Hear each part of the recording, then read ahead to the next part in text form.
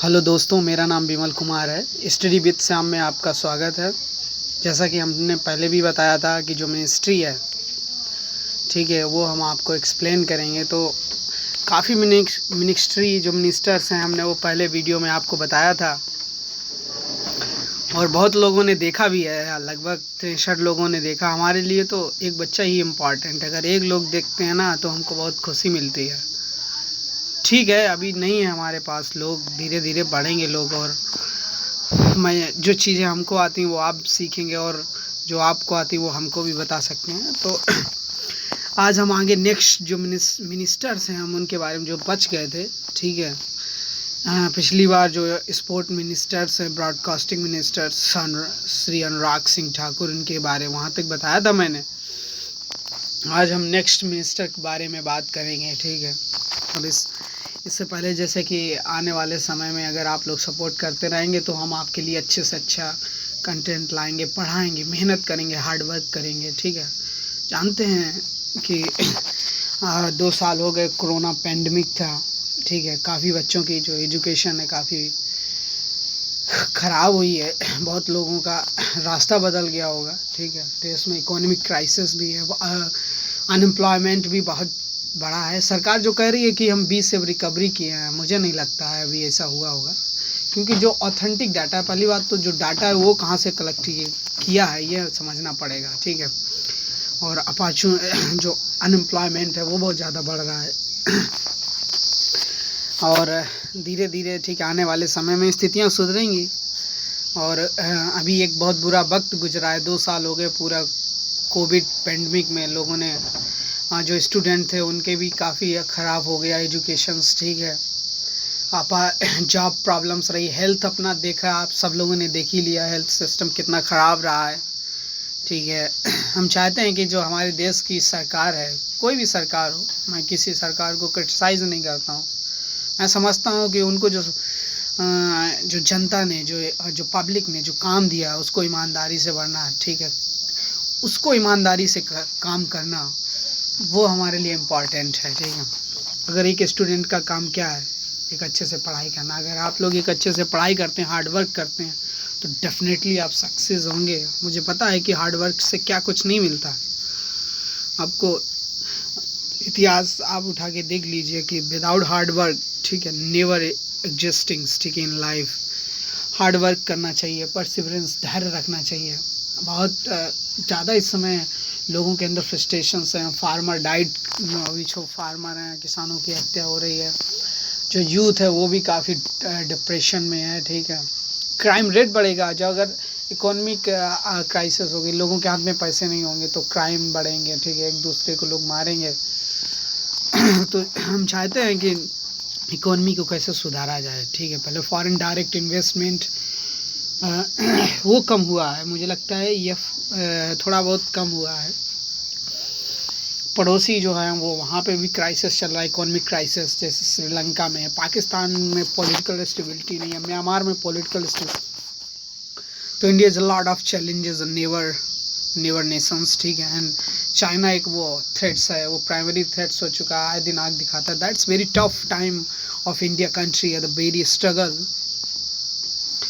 So lot of challenges, and I think that's the economic problems, political, ठीक है। International में भी अब मल्टीलेटरल फॉर्म पे इंडिया को जिस तरह प्रेशराइज किया जा रहा है, यूक्रेन, यूरोप, अभी जानते हो गए एस जयशंकर ने जिस तरह के स्टेटमेंट दिए कि Europe problems is a world problems, but world problems is not Europe problems. तो इस तरह की माइंडसेट जो हम लोग अभी एक स्टेटमेंट दे रहे हैं, ठीक है, अच्छी बात है।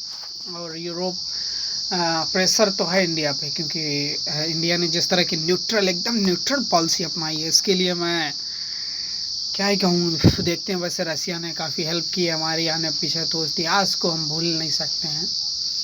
और जैसा कि आप सभी जानते हैं कि जैसे रसिया और यूक्रेन से वीट दुनिया में सबसे ज़्यादा एक्सपोर्ट होता है, सबसे ज़्यादा एक्सपोर्टर हैं वीट के, ठीक है। अफ्रीकन कंट्री इजिप्ट दुनिया में सबसे ज़्यादा इंपोर्ट करता है। तो एक वो क्राइसिस है, सूरजमुखी होती, ऑयल क्राइसिस होने वाला है, क्योंकि सूरजमुखी की वो भी यूक्रेन और रसिया में काफ़ी मात्रा में प्रोडक्शन होता है और एक्सपोर्ट भी होता है, ठीक है। इसलिए जो जो वेजिटेबल ऑयल्स होते हैं उसका भी प्रॉब्लम्स है। मलेशिया आपने देखा अभी अभी बैन कर दिया था एक्सपोर्ट, जो मलेशिया में एक्सपोर्ट बैन कर दिया था।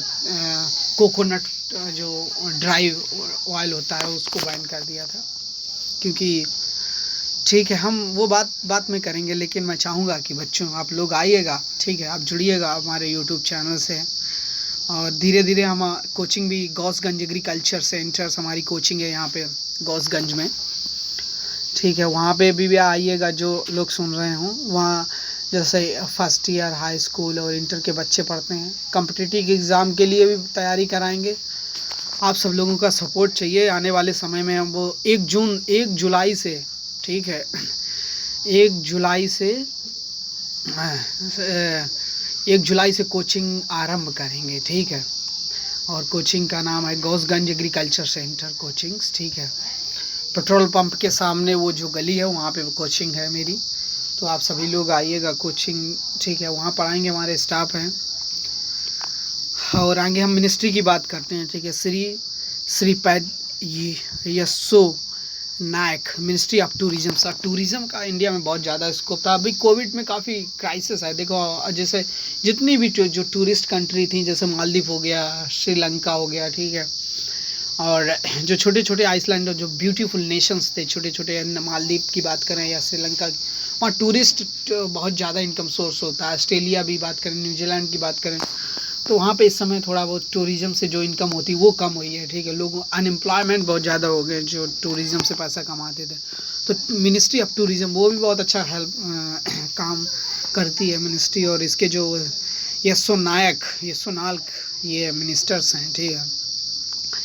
श्री फगन सिंह कुलास्टे, बड़ा नाम टफ हो रहे हैं लेने, मुझे लगता है साउथ इंडिया के लोग हैं, बड़ा नाम लेने में इनका बड़ा कठिनाई होती है, बट कोई नहीं। एनीवे श्री फागुन सिंह कोलेस्टे, हमारे तो that's nation is the unity of country, ठीक है। साउथ के हों या सबको पार्लियामेंट में आना होता है सबको।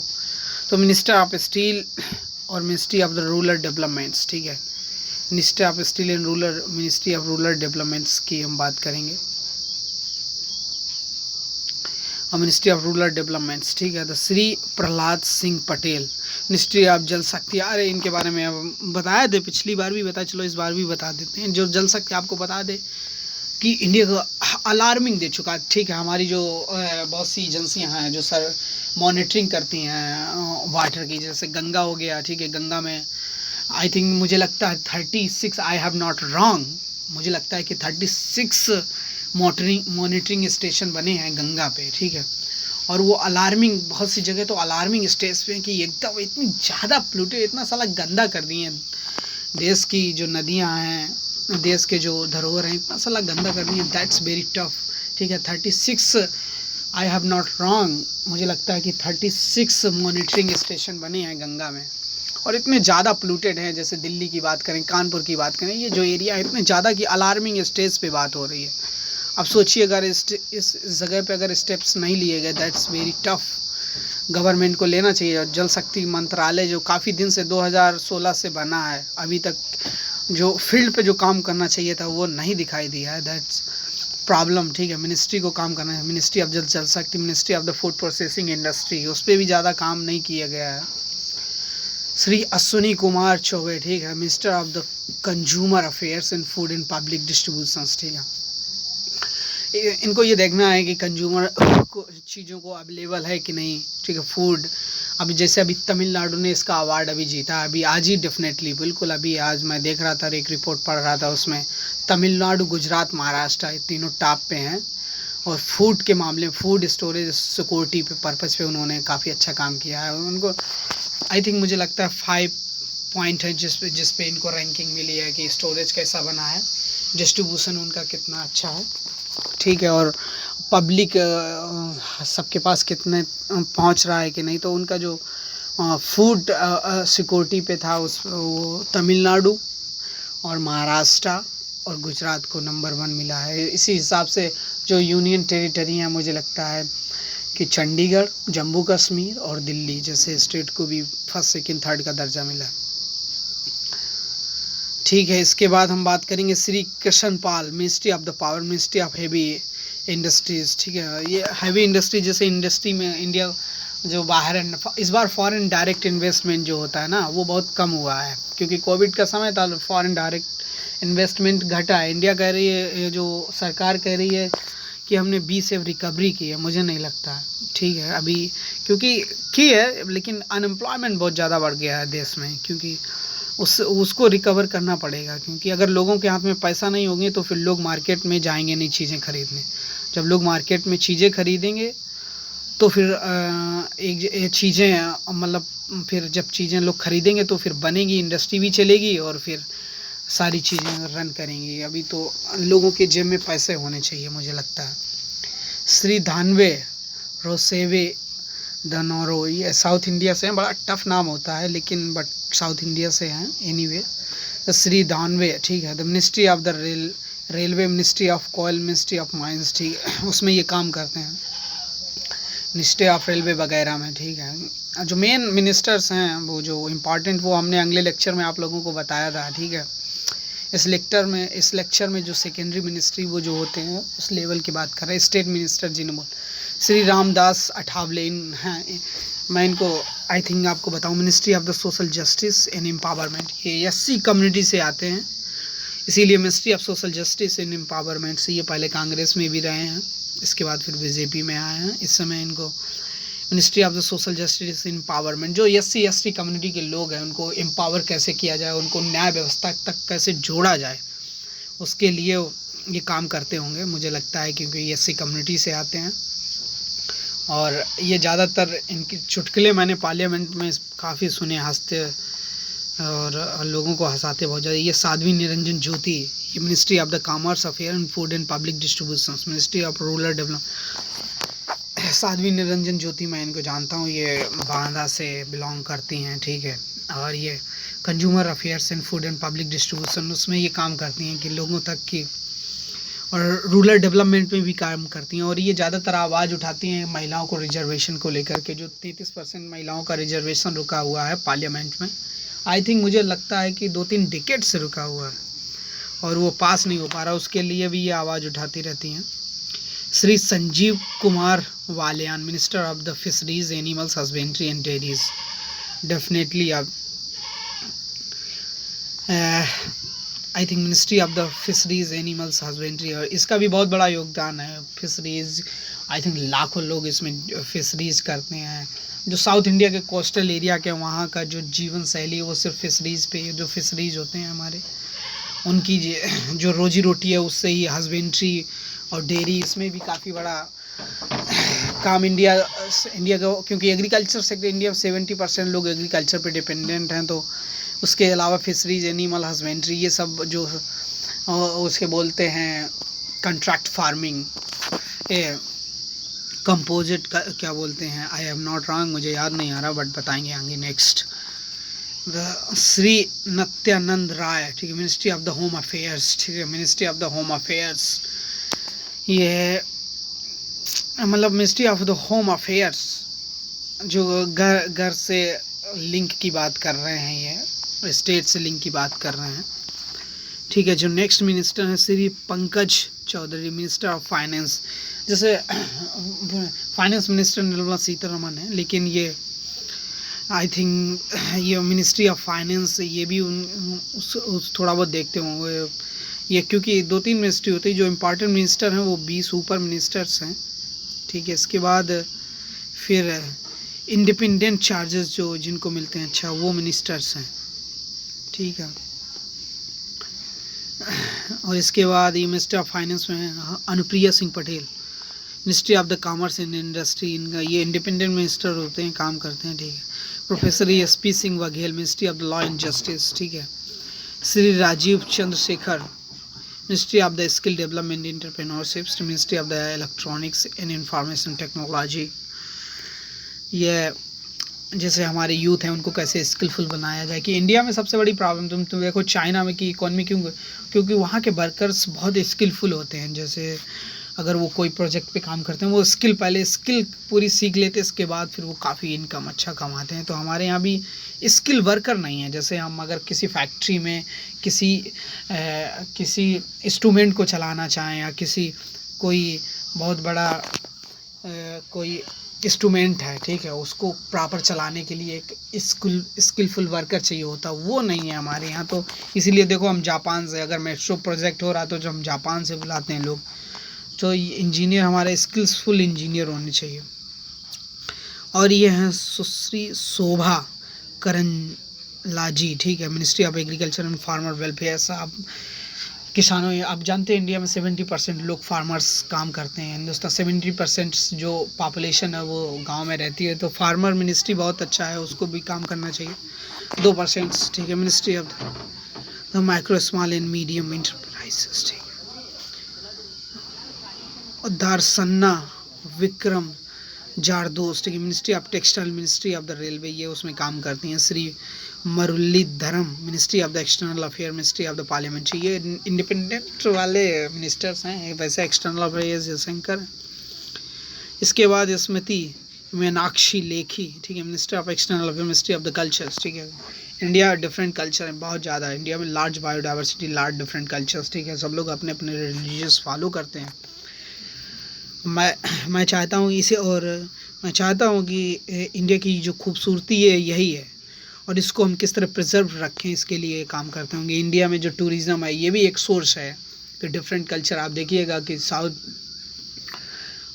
आई थिंक कि इंडिया की इकोनॉमिक कनेक्टिविटी भी इसी हिसाब से की जा सकती है। Ministry of the commerce and industry, ठीक है, कॉमर्स इंडस्ट्री इस बार FDI इंडिया में काफ़ी अच्छा नहीं रहा है आने, तो इंडस्ट्री को कैसे बढ़ावा मिले, वेलफेयर काम्स कैसे किए जाएँ, ठीक है। इसके बाद Renuka Singh Saruta, ministry of the tribal affairs. आप इंडिया में जानते होंगे जो ट्राइबल कम्युनिटी इंडिया में बहुत ज़्यादा है।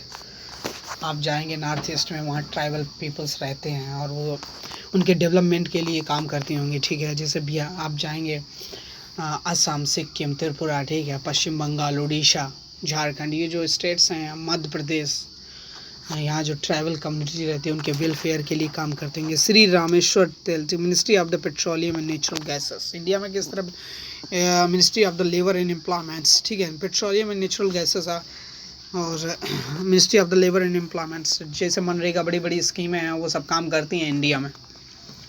तो ये कैसे सबको जॉब दी जाए, ठीक है, गांव में किस तरह से हर व्यक्ति के हाथ में जॉब होनी चाहिए था। श्री कैलाश चौधरी, ठीक है, minister of agriculture farmer welfare, ठीक है।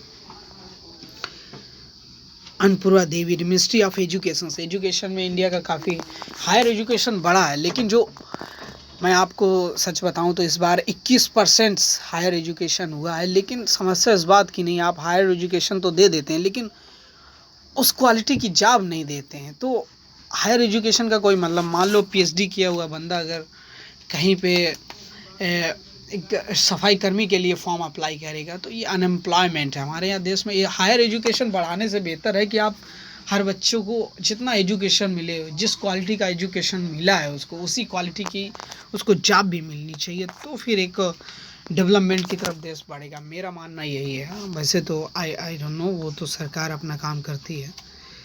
नारायण स्वामी, ठीक है, minister of the social justice and empowerment, ठीक है। श्री कौशल किशोर, ठीक है, ministry of the housing and urban affairs, ठीक है। हाउसिंग किस तरह है, अभी आपको पता होगा तमिलनाडु में अभी मोदी जी गए थे, वहाँ हाउसिंग के लिए इनॉग्रेशंस था, किस तरह उन्होंने अच्छा डेवलपमेंट किया है। Shri Ajay Bhatt, ministry of defence and ministry of tourism. Defence के क्षेत्र में आप जानते हैं राजनाथ सिंह हैं, ये इंडिपेंडेंट होते हैं, ये लोग अपने हिसाब से वर्क करते हैं। मिनिस्ट्री ऑफ टूरिज्म उसमें भी ये काम करते हैं, ठीक है।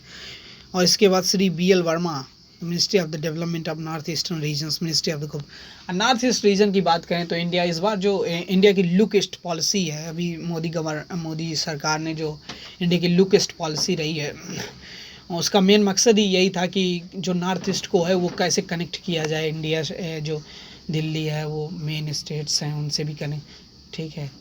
और इसके बाद जो अपना नॉर्थ ईस्ट रीजन है उसको हम जो एशियन कंट्री हैं उनसे कैसे कनेक्ट किया जाए और डेवलपमेंट, उस रीजन में डेवलपमेंट कैसे बढ़ाया है, ठीक है।